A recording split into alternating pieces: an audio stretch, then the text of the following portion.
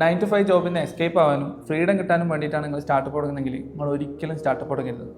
Welcome to day 3 of explaining our startup. ഇവിടെ നിങ്ങളാണ് owner.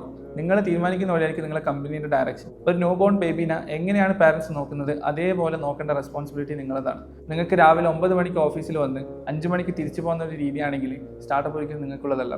U must work 24/7. And about freedom ഉണ്ട്, പക്ഷെ അതിന് കണക്കായിട്ട് റെസ്പോൺസിബിലിറ്റി ഉണ്ട്. നിങ്ങൾ എങ്ങനെയാണോ റെസ്പോൺസിബിലിറ്റീനെ മാനേജ് ചെയ്യുന്നത് അതിനനുസരിച്ചിരിക്കും നിങ്ങളുടെ ടീമും നിങ്ങളുടെ സ്റ്റാർട്ടപ്പും. സോ ഒരു എസ്കേപ്പ് എന്നുള്ള രീതിക്ക് നിങ്ങൾ സ്റ്റാർട്ടപ്പ് തുടങ്ങാനാണ് പ്ലാനെങ്കിൽ നിങ്ങൾ ഒരിക്കലും തുടങ്ങരുത്. Business is not for U.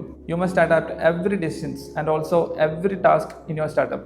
അത് ചിലപ്പോൾ ടീമിലെ പ്രശ്നമാവാം, ക്ലയൻറ്റിൻ്റെ പ്രശ്നമാവാം, അങ്ങനെ പല പ്രശ്നങ്ങളും അറൈസ് ചെയ്യും.